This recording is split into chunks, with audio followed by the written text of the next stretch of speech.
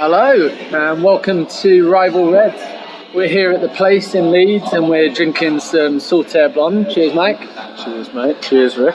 I'm Rick, and we're here to talk about football. Yeah, couldn't think of anything better. No better way to start a Monday afternoon. So, World Cup in mid-flow. I've heard a rumour that it might be coming home. I think. Am I confident enough to say it's definitely coming home? No. Okay. But I'm confident enough to sing it around the house every single day I'm at home. Yeah, you do. She said it's been put in a taxi, it's on the way home, but its destination has not been confirmed at this moment in time. We may have to wait an extra week. It is currently Monday. We are playing Croatia in 2 days' time in the semi-final of the World Cup. It is the first semi-final that England have been a part in since Italia 90. The second semi-final that England have been a part of that's not in England. Will we win? Let's have it simple. Will we win? So, predictions. I'm going with a 2-1 win for England. Okay. How about you? I think score prediction, I think it will be 2-0 to England. I think it'll be more comfortable than... I think in some ways it'll be more comfortable than the Colombia game. I think Croatia are a strong side, but they have just played 2 extra time. They've just come out of an extra time where at the end of the full-time whistle, it was like the walking wounded out there. They didn't look like they could continue. I think that would take so much out of them. How much of that do you think was to time waste then? It could have been. You mean before the Russian equaliser? Yeah. It was a lot. I think it was partially that, but I do think, like the keeper, when he went down, I think that was... He looked like he'd pinged a hamstring. Yeah, exactly. You could see him beating the turf. I think that was genuine, and I think most of the effect of playing football for that long... I don't think that was cramp. It didn't look like cramp. It looked like he knew his tournament was over when he did it. You could see him beating the turf and thinking that his World Cup was over. But I don't understand how you could... Then play on. Yeah. I don't know what injury that could be to then play on as though it hadn't happened. Yeah, the only thing I think of is if he thought it was his hamstring gone, but it was just bad cramp. Yeah, because 2 minutes later, when he was up again, he was diving all over the place to get the ball. Well, exactly, and I mean, the first Russian penalty taker did his best to just chip it nicely into his arm so that he didn't even have to tie. That was a nice, comfortable catch-up. It's unbelievable. I've never actually seen a penalty. Do you think he just tried a Panenka and... Yeah, I think he did everything right for the Panenka. And he saw the goalkeeper go down, and he just thought, I'll just chip it in his arms right now. He just forgot to put it in the middle. In the middle, yeah. I think it looked like that. But that must be so... It's just so demoralising for the whole team, seeing your first penalty taker do that. Must be, I think they'd arguably lost the penalty shootout right then. Yeah, just because that's the worst ever start. And if it does go to penalties, I think the curse has been lifted, and I think that England would win.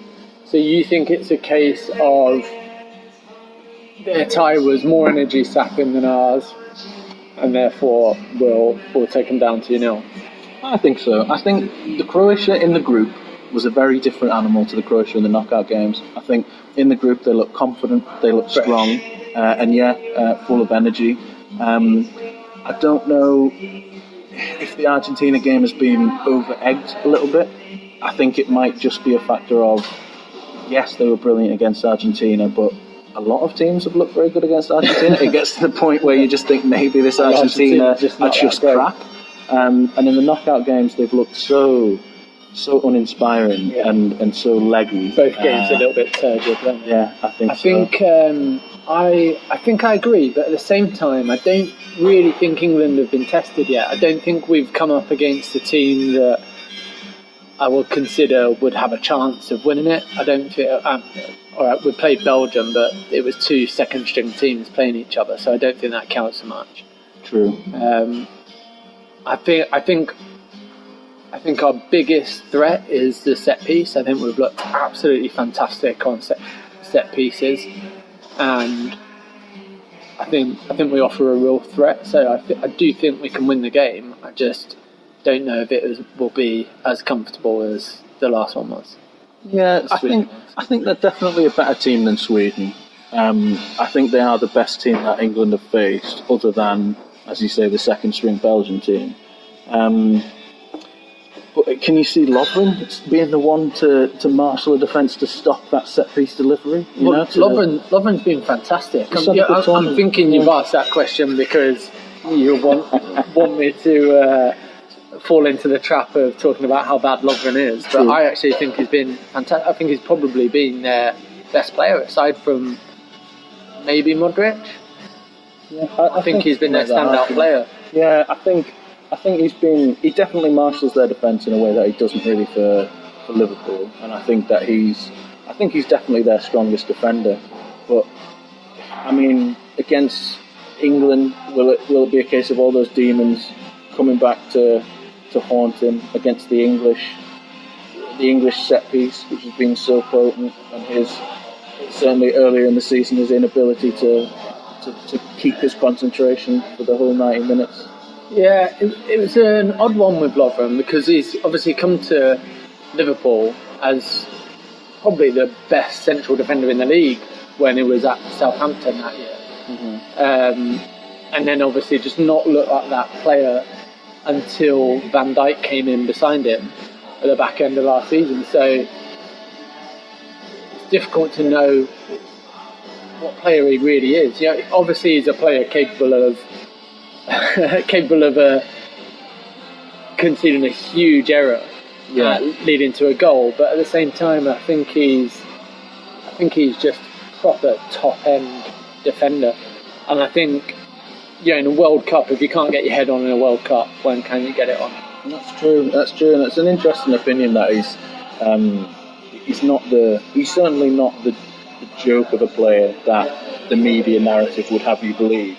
So bringing that on to the key battles of the game, obviously him versus Kane, you would imagine, is a pretty important one.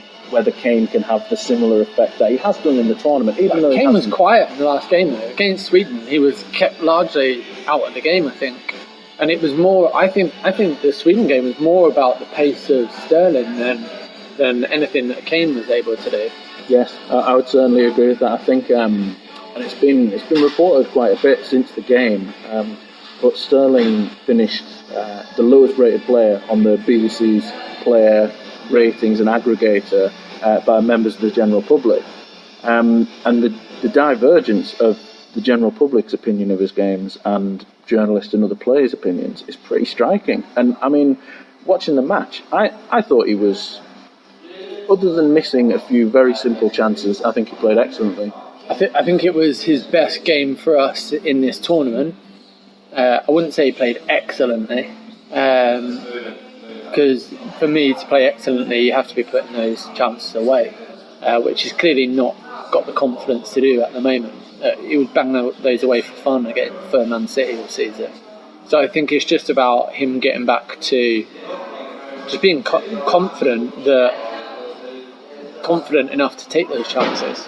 But I think it was a much better showing than his first two games of the tournament. Definitely, yes, definitely. And I think he's that great outlet, and in combo with Henderson being able to release him and spot that run, because Sweden were playing quite deep when we moved the ball through the midfield slowly like we usually do.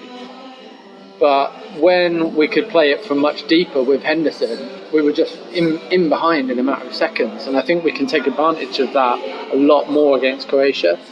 Agreed. Because of their tiredness and also because they are a quicker team than Sweden, but still aren't physically particularly imposing. They're not going to beat Sterling in a foot race. Yeah, I think that ball should be open as well, same as it was against Sweden. If you look at what Ali and Kane did to Lovren against Liverpool in the 4-1 defeat, then I think you could say that Kane could be key to the win. Yes. But I actually think that Sterling is going to be more key to us performing well in this game than Kane will be. I think it'll be a similar format to Sweden.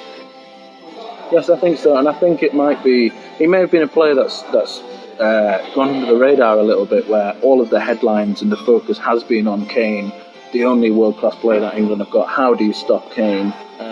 Whereas I think to have another outlet that's that different and can have that sort of impact in a game, I think it would almost benefit him that the limelight hasn't been on him as much. I think somebody I definitely want to see in the team is Loftus-Cheek, and I don't know. I actually think Ali played quite well against Sweden, but I don't think he's been on. I don't think he's been electric by any means. I think he's been on the periphery of most games I've seen him in, and whereas I think Loftus-Cheek is really dynamic. I think he's involved in every single build-up when he comes on, and I just really want to see him involved. And so I would prefer to see Lingard with Loftus-Cheek rather than Ali, actually. Interesting. So if you were Southgate, that's the change you would make from the Sweden squad? Yeah, I'd bring Loftus-Cheek in alongside Ali. Is that the only change you'd make? Keep the rest of the team the same? Yeah, I'd be tempted to bring Alexander Arnold in, just for his set pieces. But Trippier has been so good in play, I don't think it's worth upsetting that part of the team. So potentially I'd swap Young in for Rose instead. Okay. So you get Young out and have Rose as the... No, Rose started, didn't he? So bring Young in. Rose started against... Young started against Sweden. Did he? Definitely. Oh, in that case, he was totally anonymous, so we should start with Rose. Young has started every game other than the Belgian game, I think. Okay, but yeah, I've got it in my head that Rose started that game. No, Young set up the first goal. It was his cross that set up the first header. Okay. So he's got one assist from that game, and I think it was one of Young's better games. I think the issue with Young on the left-hand side is that he always wants to cut back into his right and then put that sort of cross in, and everybody in his dog knows he's going to do that, and it's quite easy to telegraph and stop, which I think means that it's even more important for Trippier to give England that width on the right, to just stretch the play and to have a right-footed right back who can play very wide and put in a good ball, which I think he's done magnificently in this tournament so far. I think there is an argument to swap Young out, but for the reason that he provided the assist against Sweden, and the fact that this is the England team that's got to that point, I think without Alexander-Arnold in there, you've got to have a set-piece taker in there as well. Ashley Young. That's what I'm saying. Yeah. I think he has to start. Yeah, exactly. You need someone who's a specialist at set pieces to put in a good ball. Yeah, particularly given England's reliance on set you'd go with the same starting 11? Exactly the same starting 11. And I think just because, if for no other reason than they're exactly the team who've got us there to that point, it would be very hard to drop any of them based on how well they've performed and given that's the winning formula. I don't necessarily think that all of them have performed particularly well. I think we've had good team performances, which is probably the most encouraging thing. But I think individuals haven't looked great. Like Sterling wasn't great for the first couple of games. Ali, I think, has been a little bit anonymous throughout, and he obviously popped up with a goal, which was great. I don't know. I still don't know if he's fully fit. No, true. And I think Ali has been probably, if there was one England player who's disappointed, it probably is Ali. His goal aside, but I think the fact that you acknowledge that it's been a performance of the team rather than individuals. Yeah. I think that almost alone is fuel to the argument not to change the team, because you don't really know what. I think one change that might be enforced on us is Henderson. I think he's going to be injured. Oh, okay. Interesting. And that is a big blow. I think if Henderson misses out, then we saw against in the Colombia game when Dyer came on. It's a big change. It's a lot slower and a lot less. That ball recycling is far different, and we do miss it when Henderson can't do it. And I think that's odd because they do largely similar roles at their clubs. But for whatever reason, I think Henderson just seems to recycle the ball that bit quicker. Yes, certainly. I think Dyer is a bit of a slower footballer and probably a slower footballing brain as well. He doesn't see the pass that's on and the pass that needs to be made as quickly. Perhaps that's due to their background. I mean, Henderson was playing further forward for Sunderland when he started out his career and has moved backwards, and Dyer was playing in centre defence, wasn't he, and has moved forwards. Yeah, it could well be that, you're right. And that's a more naturally attacking side of his game. So maybe Dyer's just looking constantly to make sure everything's safe and secure, and Henderson's looking to release the team, helping them to open up the opposition. So, what do you think we have to fear from Croatia, either in terms of particular players or what they will approach the game? Modric is always capable of something special. I mean, his goal in the second game, who were they playing? Was it the Argentina game? I think I think it was. Well, yeah, the 3-0 game, wasn't it? And he scored an absolute belter, didn't he? When largely everything looked safe and sound. You know, they didn't look like they were about to concede. There wasn't on the ropes or anything like that, and he's just banged one in from 30 yards. So I think a player capable of that is always a danger, isn't it? And I think we need to, in fact, maybe that will play into our hands that Henderson is injured, because we can just sit Dyer and Modric as a man marking job. Yeah, it could be. I think a player of Modric's quality, which is he is.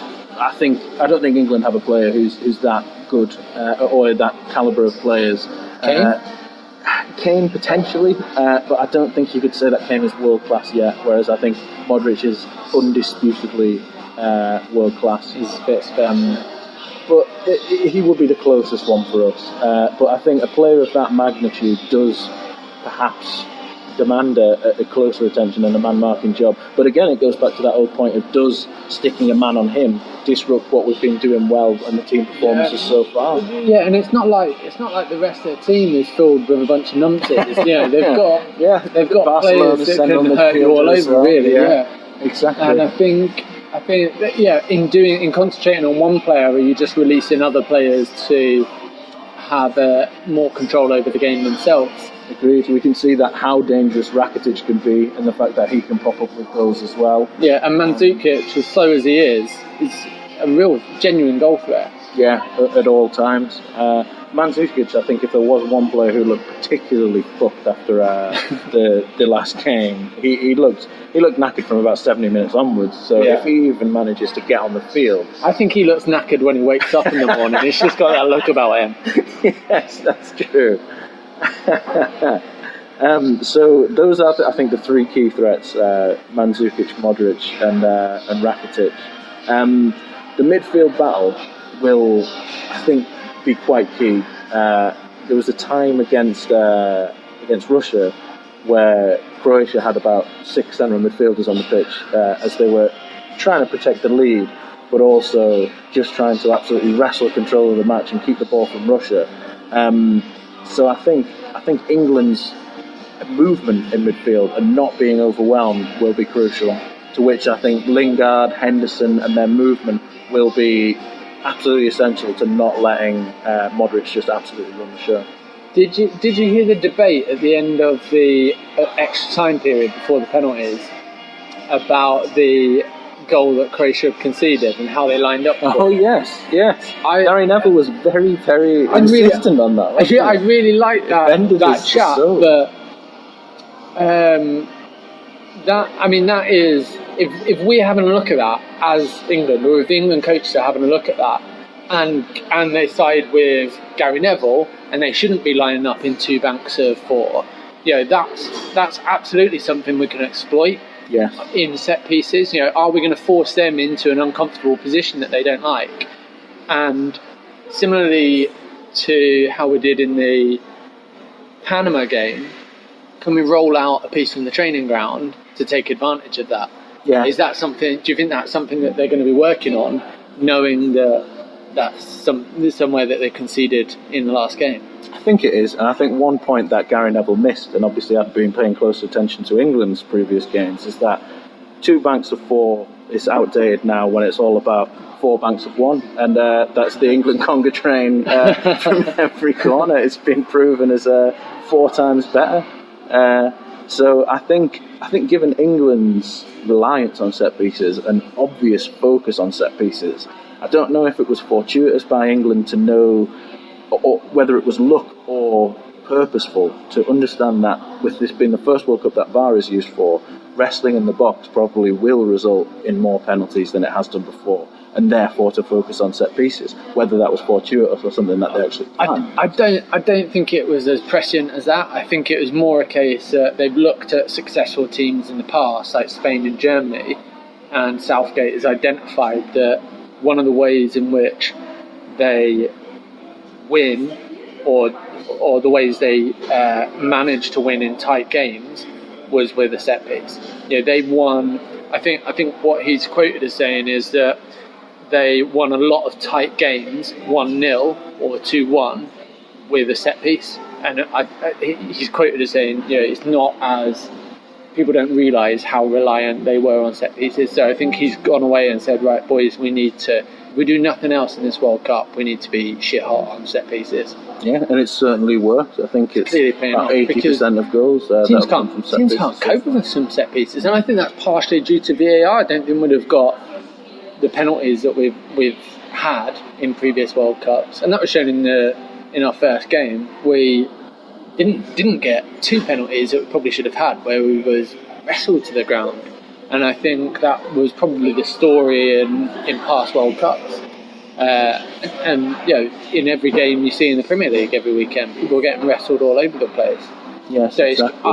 I think it's great to see proactive refereeing and taking care of those situations, and hopefully that means one day defenders will learn to defend without the need of their arms to lock a player into position. Yes, agreed. And I also think it's one of those things that the myth around it keeps building, as it were, which only works to to England's favour, where the first time that the penalty is given and then the second time that the penalty is given for holding in the box, the myth of, well, this is something we have to really be worried about because England are shit hot from set pieces, means that defenders are therefore more likely to worry enough to foul them and think, right, this is the only way we're gonna stop them and bring them down. If you're a defender that shirt holds, and that's your main way of stopping something, like Skirtle, I don't know if you remember, Skirtle in that year that Liverpool ran City close for the title, there was so many complaints about him shirt holding throughout that season, so many complaints, and he never got picked up on it. And had we been pulled up for half of the offences that he made that season, we'd probably finished about 10th. Yeah, because it was that common that he, like, every single time he'd have hold of somebody's shirt, and that's the way he defends corners. I don't know what he's doing in this day and age. Yeah, well, exactly. It's an interesting I imagine he'll retire when it comes into league football. But it is an interesting debate because this used to be what was considered the art, part of the art of defending, or part of a defender's playbook. And you used to look at the footage of the great Italian teams the from the secret past cheating, and how they would, you call it either just getting the advantage or doing enough to put the attacker off, and it was lauded as being a part of the dark arts of defending. Whereas now, that's it. The dark arts, also known as cheating. Yeah, and it's an entirely different game, and it's a change that I think we will have to see. There's going to have to be a lot of changes in the way people defend. Okay, so you're going 2-0. I'm going 2-1. 2-1 in normal time or extra time? Yeah, 2-1 in normal time, I think. I